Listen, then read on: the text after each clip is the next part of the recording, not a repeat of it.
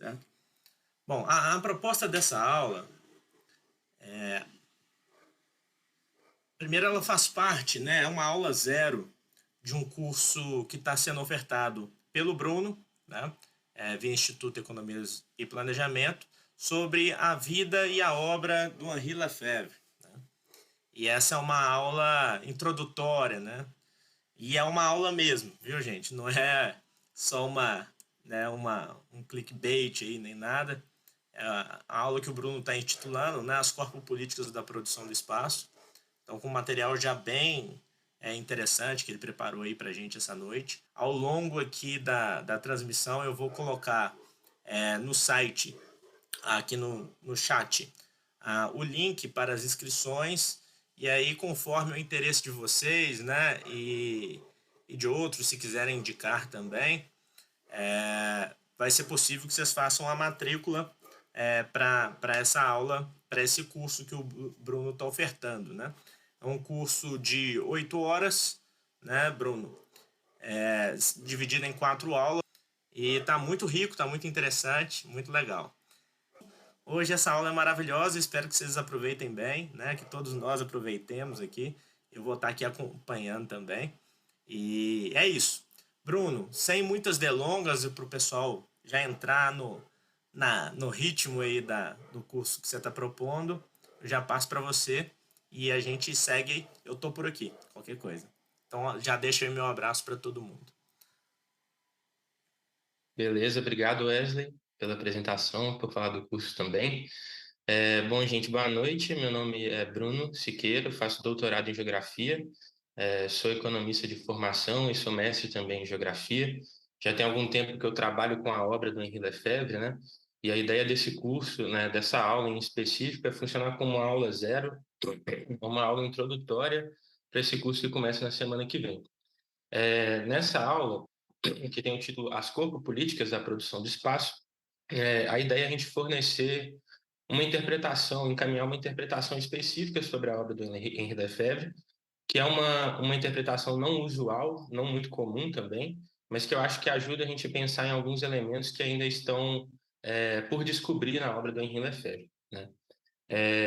Eu acho que a maioria das pessoas aqui que se inscreveram para essa aula já sabem mais ou menos quem é essa figura, mas eu acho que vale a pena um pouco falar sobre ele, né?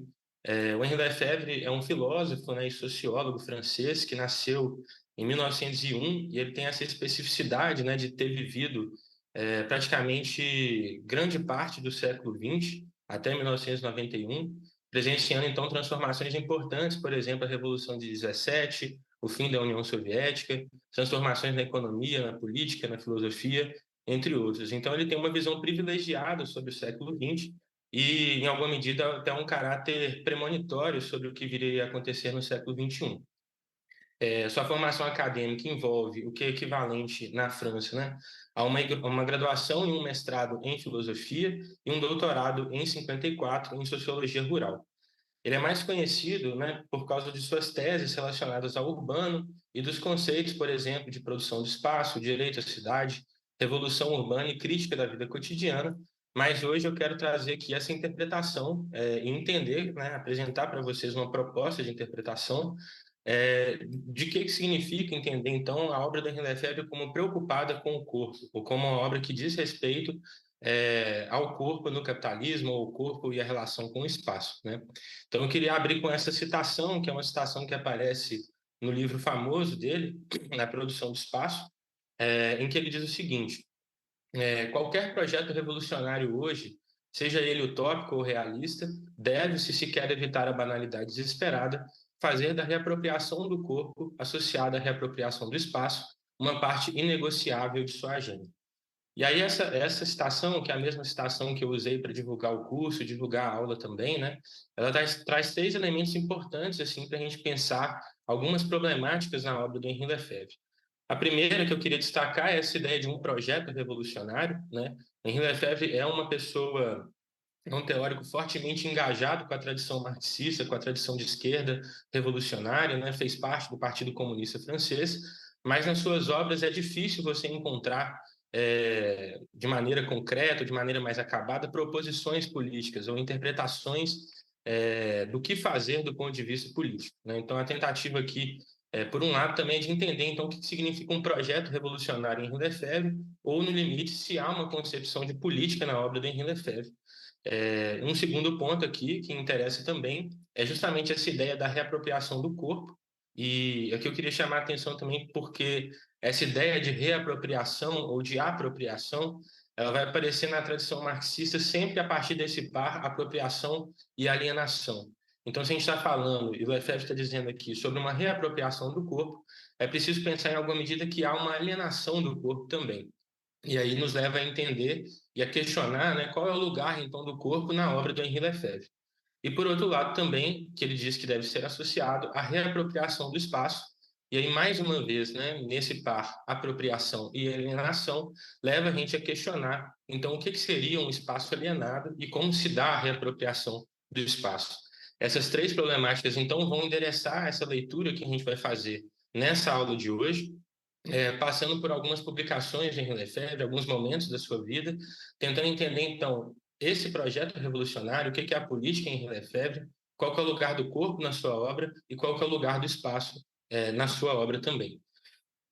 O conteúdo da aula de hoje, então, está distribuído em duas partes, né? A primeira parte chama Um Projeto Político em Henri Lefebvre, e aí eu quero abordar especialmente dois momentos, fazer um salto mesmo entre um momento inicial da vida do Henri Lefebvre e um momento mais próximo do fim da sua vida. Então, vou fazer uma divisão entre 1920 e 1940 e depois de 1970 a 1990, e uma segunda parte que eu estou chamando de Problemas de Topologia Política, onde a gente vai falar especificamente sobre o tratamento dado por Henri Lefebvre à questão do urbano, né, e da produção do espaço.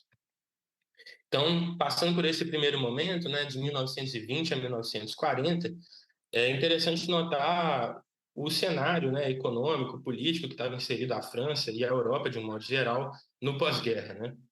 Após o fim da Primeira Guerra Mundial, né, vai aparecer uma espécie de sintoma coletivo. Uma série de autores, jornalistas, poetas vão falar sobre esse sintoma, e o filósofo e poeta Paul Valéry vai falar em 1919 de um sentimento coletivo que ele chama de a crise do espírito, né? Essa crise vai dizer respeito precisamente a uma forma de dissociação que a experiência da guerra, das trincheiras, vai causar em intelectuais, artistas e outros pensadores franceses e europeus, né? Ou seja, frente ao horror e ao horizonte de destruição que a Primeira Guerra vai apresentar, e que vai se tornar uma marca comum e permanente da vida cotidiana europeia até a Segunda Guerra, há então uma perda de sentido com relação à vida e um colapso da certeza intelectual que vai resvalar num sentimento comum de angústia, de isolamento e de desamparo. Então, a partir de 1919, vai aparecer uma série de movimentos intelectuais e artísticos na França, mas também na Europa, que vão dar conta desse sentimento que ficou conhecido como a inquietude, né, ou a ansiedade, ou o novo mal do século, né? É aqui que se insere pensadores como, por exemplo, Sartre, mas também correntes artísticas como o dadaísmo, o surrealismo, e vertentes existencialistas católicas também, como as de Gabriel Marcel e de Chardin. Essa tentativa de responder a isso que ficou conhecido como uma crise do espírito vai aparecer então de duas formas, né? De um lado, vai aparecer como uma busca religiosa, mística, né? Pela recriação de valores universais, uma busca pelo absoluto, né? Uma tentativa de refundar essa perspectiva de algo místico, universal, que pudesse dar sentido novamente para a vida e para a experiência vivida. E de outro lado, uma busca por uma transformação da vida, num sentido da revolução, mas não necessariamente numa revolução marxista ainda, né? Capaz de alterar a situação de inércia que se encontrava os intelectuais franceses, né? Então, no início da vida, nesse período 1900, no início da vida intelectual de Henri Lefebvre, né, de 1920 a mais ou menos 1940, esse era o cenário que estava dado, né? Uma França que lidava ainda com uma crise, né, uma problemática causada por essa crise do espírito, uma crise da certeza intelectual no pós-Primeira Guerra, e uma tentativa de refundar, então, uma perspectiva de futuro, um horizonte de expectativas que pudesse organizar a produção intelectual do período. Então, o Henri Lefebvre, né, um recém-licenciado em filosofia pela Sorbonne, ele vai se juntar a outros colegas de instituição e vão fundar esse grupo que ficou conhecido como o Grupo Filósofos, né, ou os filósofos, né, e pensar como lidar com essa crise do espírito. Esse grupo vai contar com a presença de alguns jovens filósofos, poetas, tradutores, todos que mais tarde virariam, em alguma medida, referência nos seus respectivos campos, e o Lefebvre vai atuar nesse grupo como uma espécie de formulador teórico ou de filósofo do grupo, né, que tentava dar corpo e coerência para as ideias que vão aparecer nesse grupo, de maneira, às vezes, dispersa e fragmentária. Esse esforço coletivo, né, vai resultar na criação de 3 revistas, né? A primeira delas, a revista Filósofos, uma segunda, a revista chamada O Espírito, né? E a terceira revista, a revista Marxista, né? Que é um dos primeiros empreendimentos de tentar ler e trazer para a França, traduzir alguns textos originais do Marx, já na década de 30, né? E aí, nos primeiros escritos desse grupo e do Henri Lefebvre nessa revista, Filósofos, e na revista L'Esprit, ele vai tentar responder alguns desses problemas que se apresentam, então, para os pensadores franceses, né? E aí é interessante que um historiador que vai lidar com esse período, com a formação do pensamento marxista no Entre Guerras, né, vai dizer que, apesar do aspecto fragmentário, né, e confuso, às vezes incompleto das ideias que o Lefebvre vai apresentar nesses primeiros escritos, né, os problemas básicos que ele vai apresentar ali vão ser problemas que vão permanecer centrais durante 6 décadas e quase 80 monografias.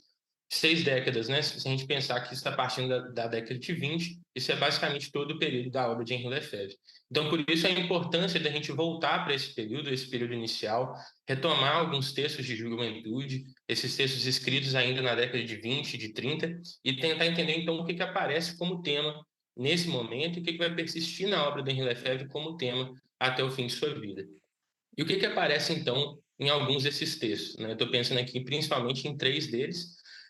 Então, vai aparecer primeiro a ideia de um combate ou de um embate entre uma noção de transcendência e uma noção de imanência, ou entre a abstração e a concretude, né? Em particular nos ataques que Henri Lefebvre e outros pensadores desse círculo dele vão fazer a teologia judaico-cristã e a forma como essa teologia desvaloriza a experiência sensível. Por outro lado, também aparece uma busca por uma mediação entre o absoluto, o total, o universal e o mundo físico e social, e um embate permanente entre a realização do humano enquanto potência e esse caráter individual da experiência, que é o corpo, né? Então, eu queria tomar aqui, primeiro, esse texto que aparece em 1926, chamado O Pensamento e o Espírito, né? E queria apresentar 3 citações que aparecem lá que eu acho que nos ajudam a pensar como o Lefebvre pensa essa problemática do corpo, em que medida essa problemática comparece na sua obra e de que forma ela persiste até os dias finais de sua vida, né? Então, ele vai dizer nesse texto, né, que é preciso entrar no mundo a partir de algum lugar. Por que então a gente vai estabelecer com o mundo, vai estabelecer-se no mundo por meio de fórmulas abstratas, extraídas de um conhecimento incerto, e que são abstratas mesmo quando fingem se relacionar diretamente com a realidade e quando se nomeiam vida e política. Não é através das formas, e aqui ele está falando das formas do pensamento, né? Não é através das formas que se entra no mundo, mas através do corpo, através daquilo que o contém e o continua. O corpo se move em um mundo visível de contatos, de forças experimentadas e de presenças. O pensamento julga misteriosa essa primeira vida, mas que essa palavra misteriosa, né, não engane. Esse suposto mistério é feito de esperanças, receios e anseios, uma vida real que o pensamento não experimenta mais e que julga assim misteriosa. Por que deixar então para o pensamento esta vida carnal e plena? Onde se produz essa ruptura, ou seja, entre a vida carnal e a vida intelectual? Ela é tão legítima quanto se pretende? E esse trecho é muito interessante porque um outro contexto também relevante para pensar aqui é um certo embate entre esse grupo de jovens filósofos e uma certa filosofia institucional e acadêmica que estava presente nas universidades francesas naquele momento, né?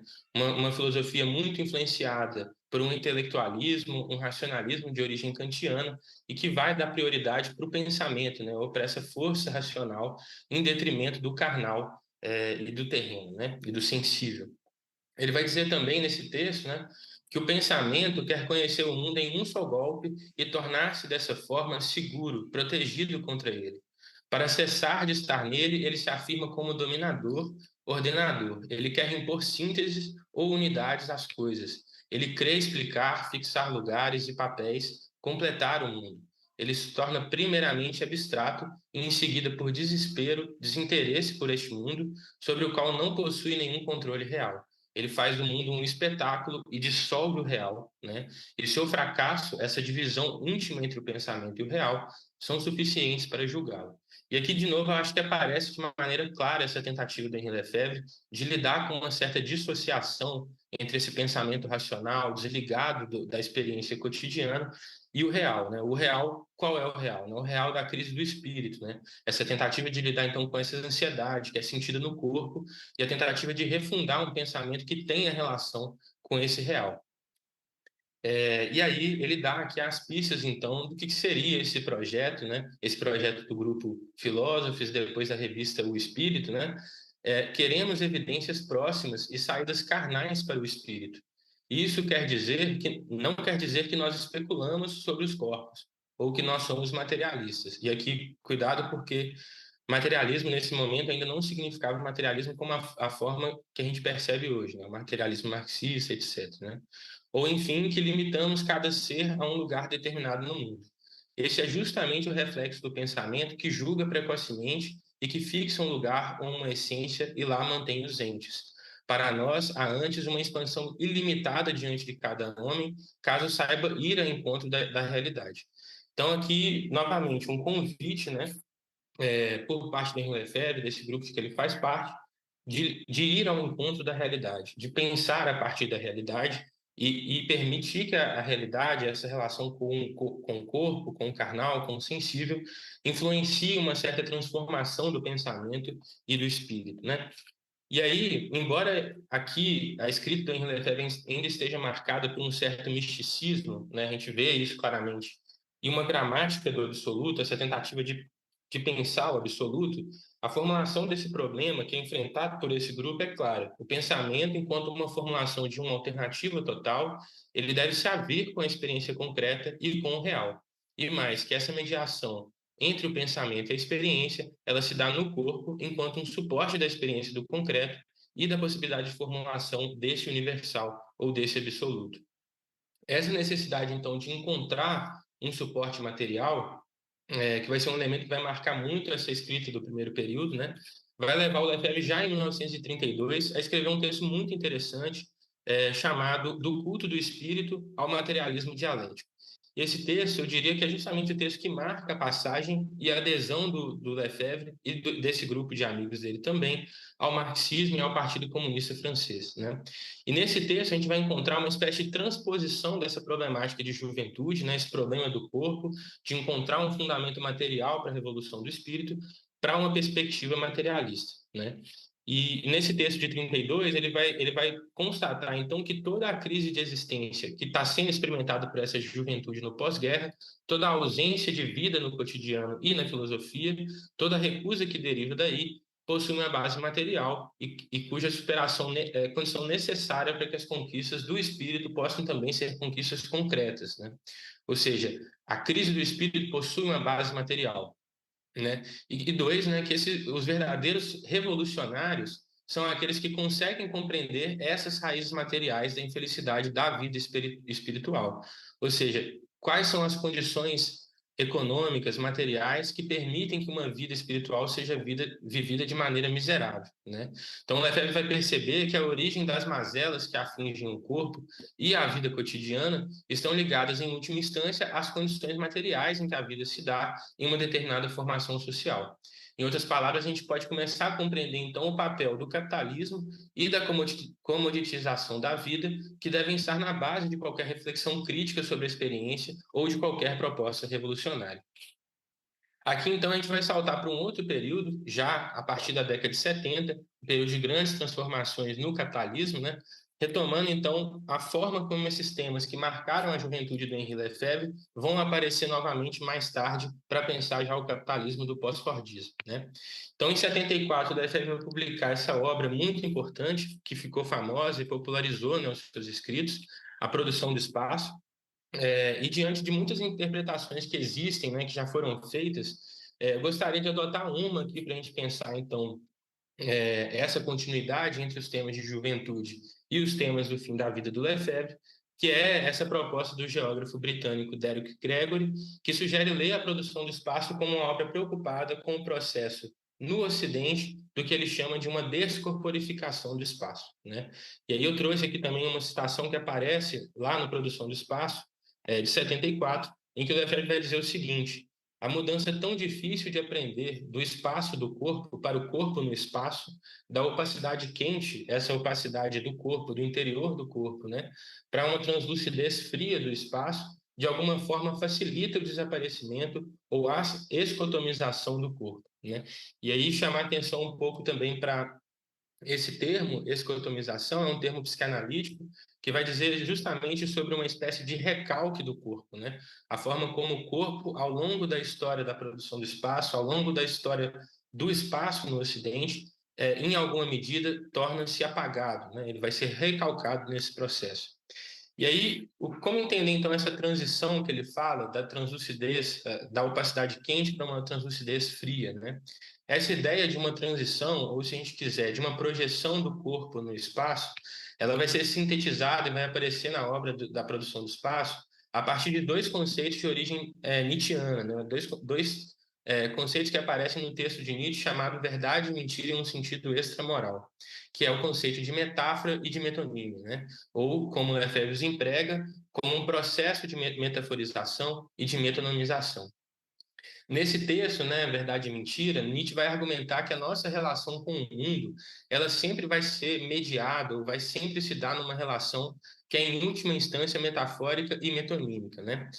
Ou seja, em um primeiro momento, a gente se aproxima desse caos de impressões do mundo, né? Essa diversidade de sentidos, de estímulos corporais, de coisas que nos causam sensação, e vamos tentar impor uma organização sobre esse mundo.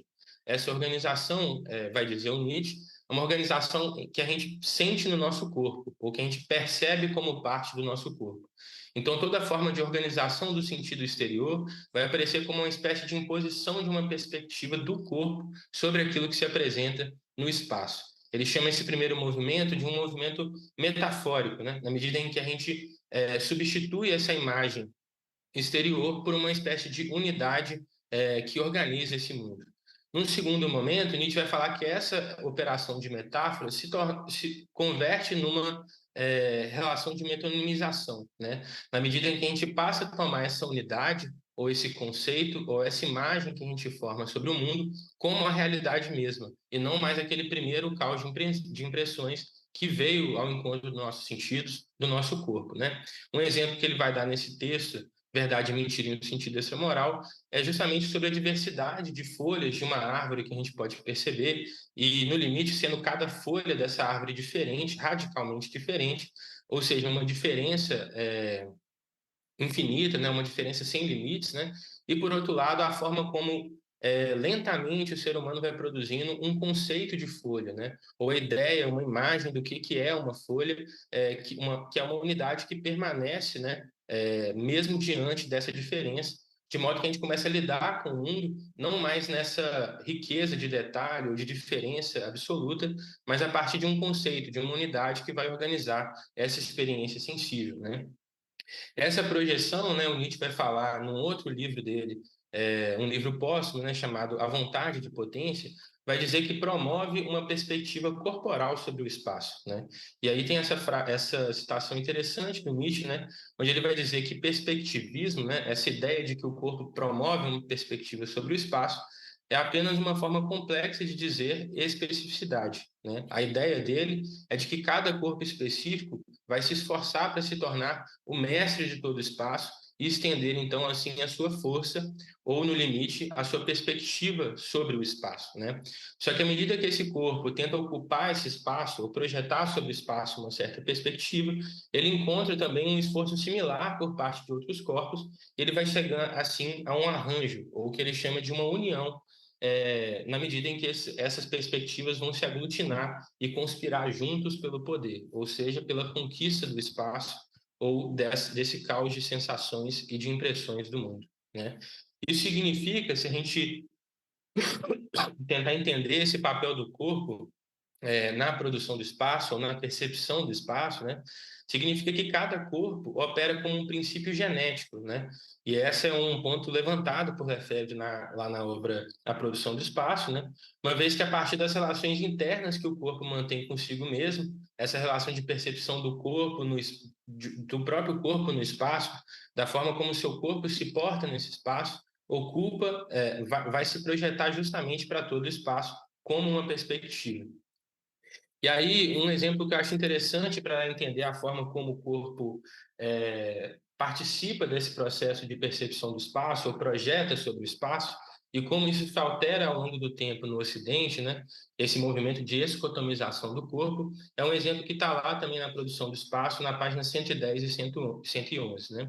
O Lefebvre vai dizer o seguinte, que nos primeiros grupos humanos, nas sociedades antigas, as formas de medir o espaço estavam frequentemente associadas a pegar emprestado partes do corpo para isso. Então, polegares, larguras, côvados, palmas e assim por diante. Ou seja, tentar projetar sobre o espaço, né, substituir de maneira metafórica e metonímica no espaço relações que são percebidas dentro do próprio corpo, né, relações de distância, de simetria, de ordenamento espacial que são percebidas no corpo, né? Então, um processo de metaforização, onde o corpo é utilizado para descrever e definir distâncias que são percebidas no espaço. E aí, não só o espaço vai se tornar mais acessível à prática socioespacial desses primeiros grupos humanos, mas também de forma metonímica, o espaço vai se metamorfosear para um determinado grupo, como a imagem e a reflexão viva dos seus próprios corpos, né? Obviamente, isso tem um efeito importante do ponto de vista da significação, da identificação desses grupos com o espaço que eles produzem, que vai se traduzir, por exemplo, em criações artísticas, na criações de ferramentas, na criações de formas de habitação desse espaço, né? E aí o Lefebvre vai mostrar como isso muda radicalmente a partir de 1790, com a introdução do sistema métrico decimal na França, né? E ele representa uma importante transformação porque esse sistema de medida, né, que buscava facilitar as relações comerciais, industriais, significou justamente a substituição de um modo de percepção do espaço que estava mais próximo do corpo por um sistema abstrato de percepção baseado em abstrações numéricas, né? Ou seja, milímetros, centímetros, metros e quilômetros, que passam a dominar a prática espacial. Para o Lefebvre, né, essas flutuações no uso das medidas, embora seja um aspecto minoritário do ponto de vista da história do espaço, né, vão servir justamente para a gente fazer um paralelo com a história do espaço em geral e vão indicar, né, para ele a direção que essa história do espaço toma no Ocidente, ou seja, a sua tendência para o quantitativo, para a homogeneidade e para isso que ele chama de uma eliminação do corpo. O problema, então, vai se localizar, né, nesses escritos da década de 70, isso também está aparecendo lá atrás, se a gente tentar lembrar aqui, né, de que o Lefebvre está falando de uma espécie de luta entre um pensamento racional puro, abstrato, e esse corpo sensível, concreto, né, da experiência vivida, né, o problema vai se localizar justamente no processo de racionalização e de abstração que vai marcar o desenvolvimento histórico do Ocidente, né? Como o Lefebvre vai notar, esse processo é triplo, né? De um lado, ele significa uma quantificação em oposição à qualidade, uma homogeneização em oposição à diferença e a eliminação do corpo em oposição à sua participação concreta na produção do espaço. Se a gente levar a sério essa proposta de Henri Lefebvre na década de 30, de que a degradação do corpo e da vida cotidiana tem como base, então, um tipo de dominação econômica material da vida, esse processo no mundo contemporâneo estaria, então, intimamente ligado à consolidação do capitalismo ou da forma valor como as formas sociais dominantes. E aí é interessante notar que nesse último exemplo da substituição dessas metáforas e dessas particularidades do corpo por um sistema métrico decimal, racional, matemático, né, está relacionada justamente à forma como ele poderia facilitar as relações comerciais e industriais, que vai ser, então, a tônica do desenvolvimento dos mecanismos de controle sobre o corpo na modernidade. Um outro exemplo que ele vai utilizar, que é muito interessante, e que vai aparecer também na Presença e Ausência, um livro de 1980, é o surgimento do conceito moderno de trabalho, né? Lefebvre vai mostrar como que, à medida que surge o trabalho industrial, né, que é baseado no tempo de trabalho, né, ou na medida do trabalho, vai ocorrer uma transformação da relação entre o corpo do trabalhador e o produto do trabalho, né? De um lado, a homogeneização do tempo, pela sua medida através do relógio, vai permitir que todo o trabalho, no limite, seja comparável, ou seja, indiferente, né? Que não tenha um aspecto qualitativo, né? Apenas um aspecto quantitativo medido em horas. E, de outro lado, esse processo permite uma abstração do próprio trabalho, já identificada por Marx, que é chamado de trabalho abstrato, e que vai ignorar justamente o aspecto prático sensível, ou, se a gente preferir, o aspecto corporal desse trabalho, que seria o trabalho concreto. Em outras palavras, então, a medição do trabalho, né, essa quantificação do tempo de trabalho, permite uma comparação quantitativa de trabalhos qualitativamente diferentes, que reduz a relação do corpo do trabalhador e o produto do seu trabalho. E aqui também há, então, se a gente entender essa problemática do corpo, né, um processo que poderia ser chamado de descorporificação, né, através dessa abstração do trabalho por uma relação metafórica. E aí também, desse texto, a presença e a ausência, o Letra vai dizer o seguinte: a operação meta, essa metáfora, se realiza em todos os graus e níveis da consciência. O que substitui o tempo vivido, o tempo qualitativo, né? O tempo dotado de qualidade? O relógio ele não vai simplesmente representar esse tempo, né? Ele vai elevar essa imediação temporal do vivido, ou seja, o tempo como experimentado, a uma mediação social, né? Ele vai estabelecer o tempo social enquanto um tempo mensurável, medido e mensurante. Ele simula os ritmos cíclicos da vida na medida em que a volta na esfera do relógio, às 12 horas, o tic-tac, que vai simular as batidas do coração, substitui o tempo vivido cíclico de verdade, né? O tempo biológico, o ritmo biológico, cosmológico, por um tempo linear, que é medível, que aponta para o progresso e que tem relação, então, com a constituição de um certo tipo de espaço na modernidade. Já no livro de 92, né, esse livro, um livro póstumo, né, publicado pela sua última esposa, depois que ele já tinha falecido, chamado Elementos de Ritmo-Análise, ele vai argumentar que toda mudança social vai decorrer de uma imposição por parte de um grupo ou de uma classe social de um ritmo a uma determinada época. Essa imposição vai ocorrer por meio do que ele chama de um adestramento, né? Ou seja, a forma como essa classe, essa casta, esse grupo vai fornecer uma organização geral do tempo que vai regular a repetição dos nossos gestos corporais. Ou seja, a respiração, os deslocamentos, o sexo, o lazer, as atividades físicas, a gente pode pensar em vários tipos de gestos, né?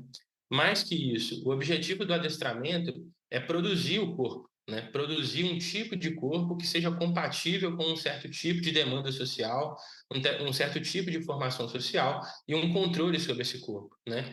E aí ele vai lembrar, né, que ao longo do adestramento de determinados animais, os animais trabalham, né? E esse trabalho é justamente a produção de um corpo com valor de uso, né? Um corpo que tenha uso para a pessoa que adestra. E é isso que acontece também com o corpo humano, né? O corpo no capitalismo, a partir dessa organização geral do tempo. E ele vai dizer o seguinte: frequentemente é dito que o capitalismo gera classes, mestres, servos, ricos e pobres, proprietários e proletários. Isso não é falso, mas isso não é suficiente para medir o poder maléfico do capital. Ele se edifica, ele se constrói e se edifica sobre o desprezo da vida e do seu fundamento, o corpo, o tempo de viver. E aí é interessante notar que, como a gente pegou esses textos de juventude, um texto lá de 1926 e um texto aqui de 1992, é interessante notar a continuidade dessa problemática do corpo, mas ao mesmo tempo um refinamento na medida em que ele começa a entender então de onde vem essa dominação sobre o corpo, né? Naquele momento, em 1920, ainda havia uma dúvida sobre o porquê essa experiência do sensível do corpo era desprezada. E, em alguma medida, isso estava mais relacionado a uma certa posição epistemológica, o pensamento racional, a ciência moderna, e menos às condições materiais. Aqui na década de 70 até a década de 90, já aparece mais conectado a esse processo de racionalização, de imposição de uma certa abstração matemática de um certo cálculo econômico, já está relacionado à fundação e à consolidação do capitalismo, né? E aqui o corpo aparece, então, como esse meio de realização da acumulação, que deve ser adestrado, controlado e que deve ser feito como trabalhador, né? Tornado trabalhador e, portanto, parte da reprodução desse sistema de acumulação, né? Então, nesse livro Ritmo Análise, né, voltando à forma como ele vai interpretar o efeito do tempo abstrato sobre o trabalho, é possível compreender, então, que o capitalismo, em última instância, ele funciona como, né, uma imposição de um controle ritmo sobre os corpos, no sentido de um fazer trabalhar, né? Esse adestramento, no entanto, ele possui efeitos sobre o corpo, ou como nos diz Lefebvre, ele vai produzir esse corpo, né? E aí, quais são os efeitos, então, dessa homogeneização e da quantificação sobre o corpo e sobre os sentidos que a gente tem, né? Lefebvre vai falar que, em última instância, né, diante dessa sociedade burocrática do consumo dirigido, né, desse consumo de massa, a gente vai ter uma preferência, né, ou uma certa predominância do órgão visual, né, da visão, dessa capacidade visual sobre outras atividades, como, por exemplo, o cheiro, né? E ele vai dizer também que, em alguma medida, todas as atividades que são vitais, que estão relacionadas à reprodução do corpo, vão ser subordinadas, funcionalizadas e, em alguma medida, também tornadas rentáveis para o próprio capitalismo, como, por exemplo, comer, dormir, lazer e se exercitar, né? Por outro lado, e esse é o aspecto interessante, né? É justamente desse corpo degradado, subordinado, esquecido, apagado da história da evolução humana no Ocidente, que o Lefebvre propõe pensar uma possibilidade de transformação, né?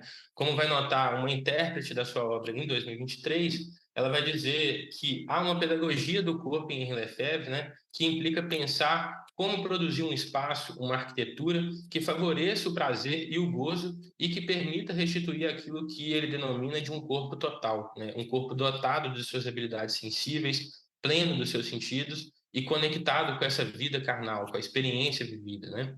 Para o Lefebvre, então, o corpo, esse corpo carnal, consiste em um feixe de ritmos que ele disse organizar, então, em um arranjo, e que deve nos servir nessa tarefa, né, de insubordinação, de transformação, como uma espécie de metrônomo para escavar essa superfície da aparente homogeneidade do capitalismo. Ou seja, se a gente começar a atentar ao caráter polirrítmico da vida cotidiana, aos diversos tipos de tempos que organizam e animam o nosso corpo, que organizam e animam a vida social, a gente vê que por detrás da tentativa de uma organização temporal, né, ou seja, de uma tentativa de achatar esse tempo vivido e tornar ele funcional para o capital, há sempre um resíduo, né, uma parte que não é subordinada e que vai escapar a esse processo de adestramento e de totalização. E ele diz que é justamente desse resíduo, né, que em última instância é o corpo ou o vivido, que a gente pode pensar uma política aqui na obra do Henri Lefebvre, né?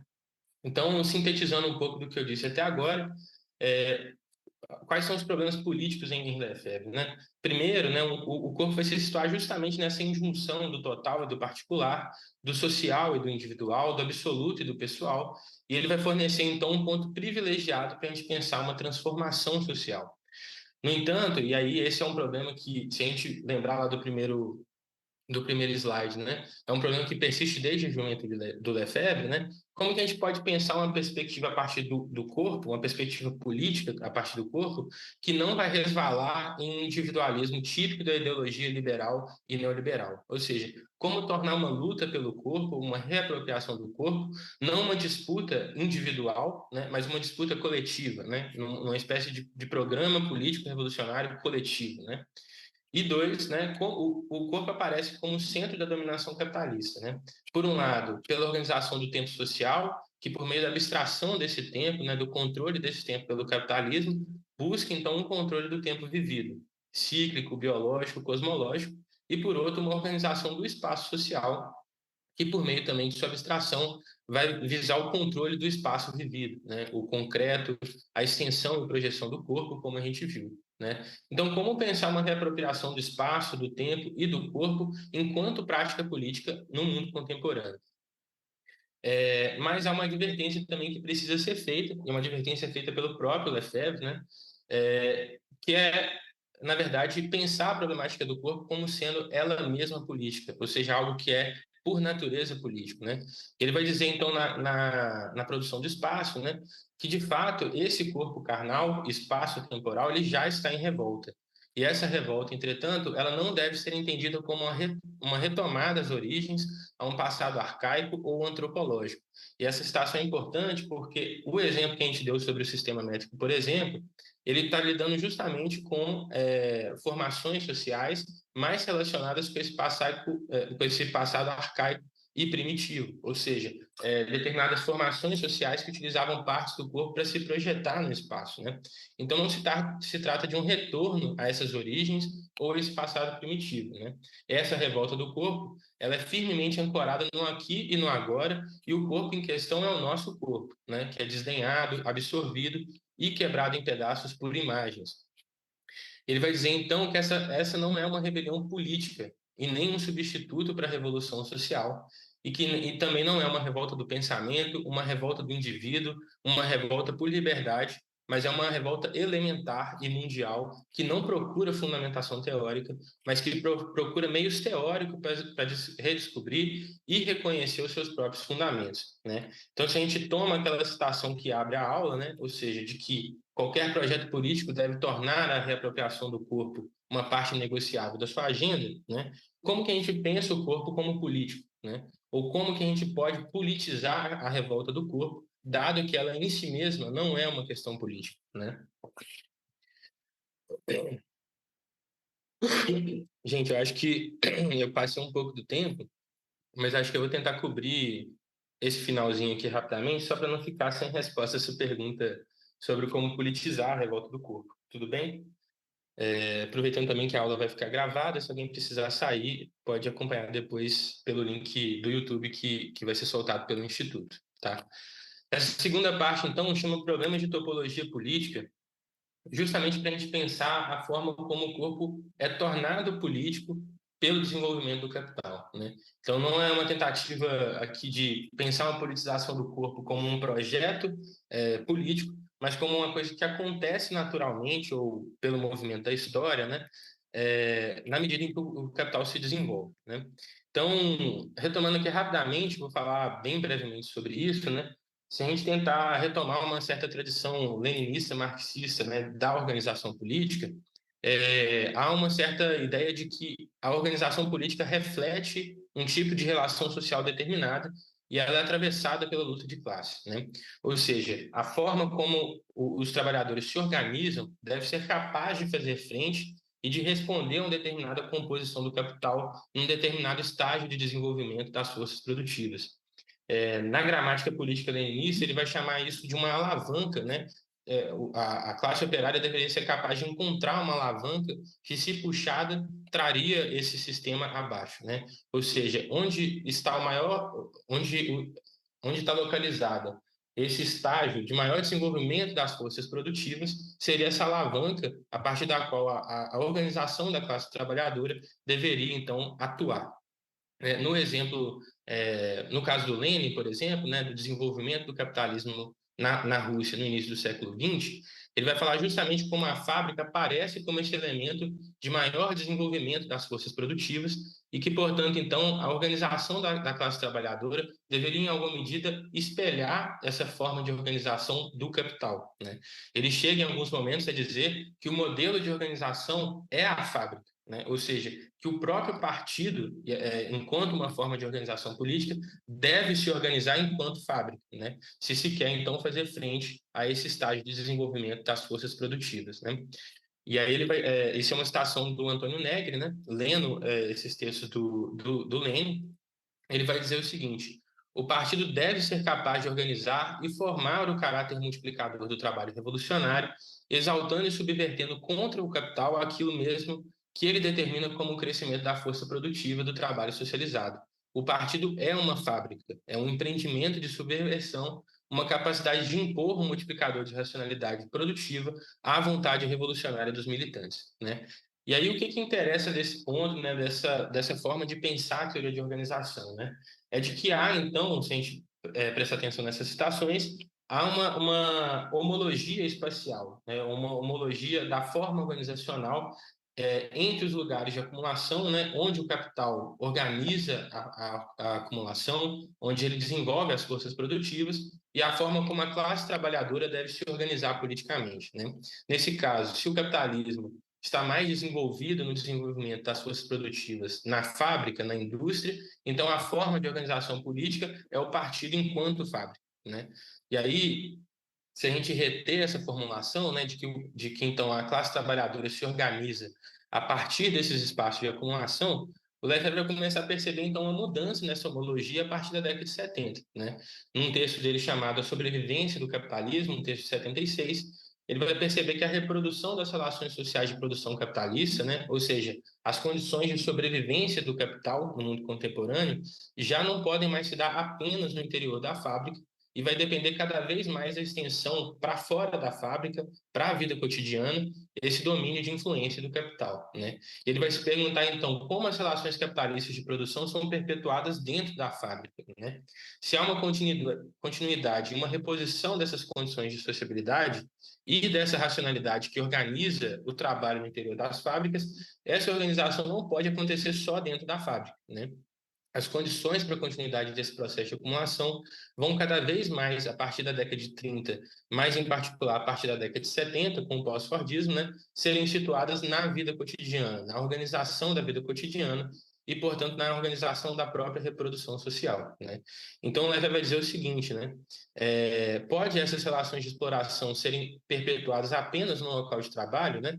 Então, e se esse for o caso, então, como e por que essa reprodução é levada a cabo, dado que essa não coincide com a produção em si e nem mesmo com a reprodução dos meios de produção materiais e humanos, né? Então, a partir de 30, né, isso intensificando na década de 70, a acumulação capitalista, né, ou os espaços de acumulação capitalista vão depender cada vez mais da organização do espaço da reprodução ou do espaço da vida cotidiana, né?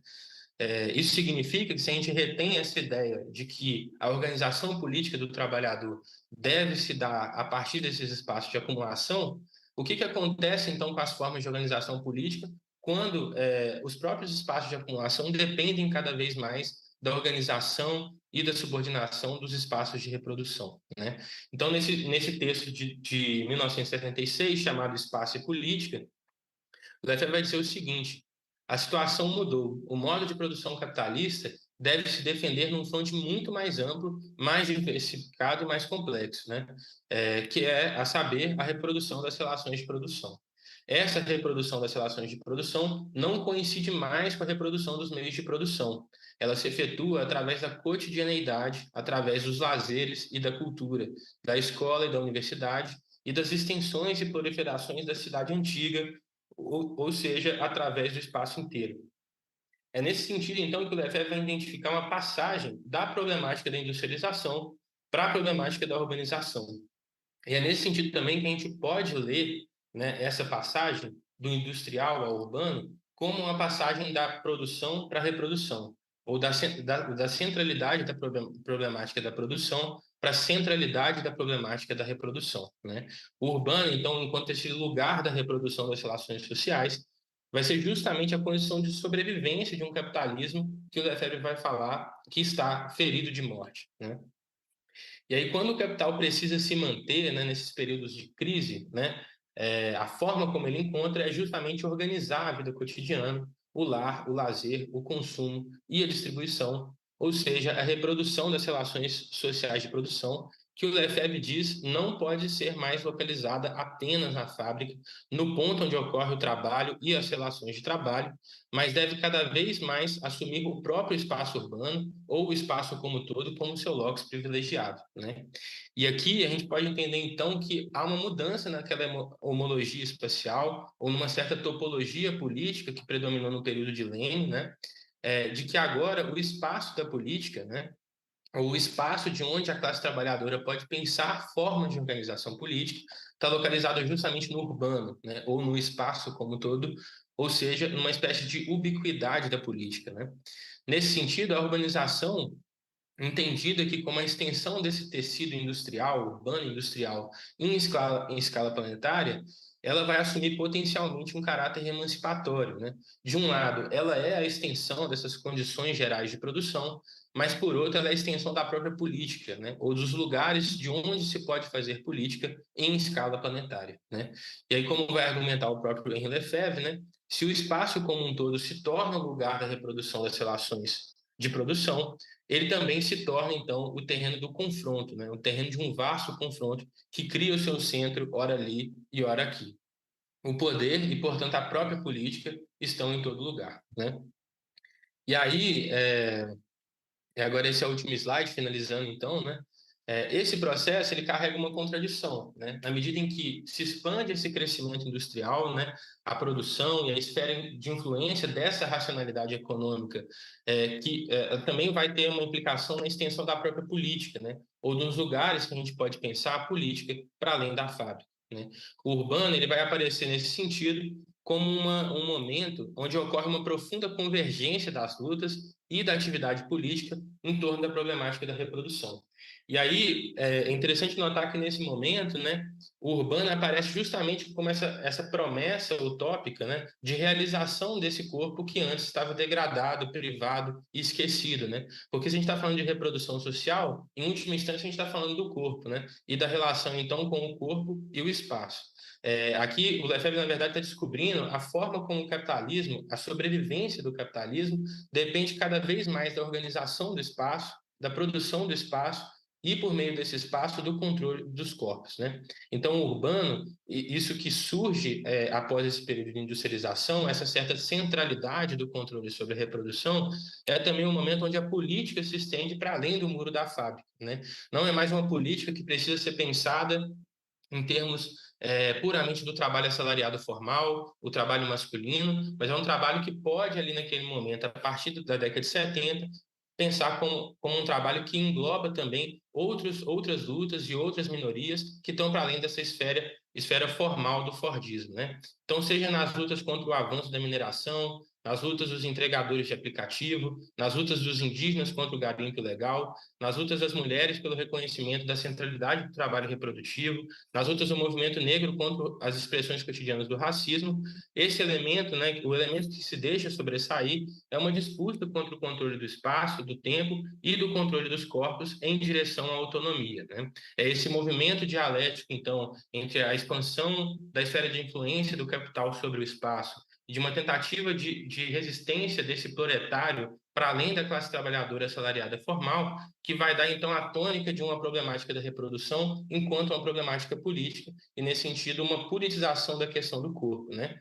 Então as lutas políticas contemporâneas vão convergir justamente no que diz respeito ao enfrentamento de um certo tipo de dominação que encontra sua base no controle dos territórios e dos corpos. Bom, é isso. Tive que dar uma acelerada aqui no final, porque acho que não ia dar tempo, mas espero que tenha dado para entender tudo, gente. Obrigado.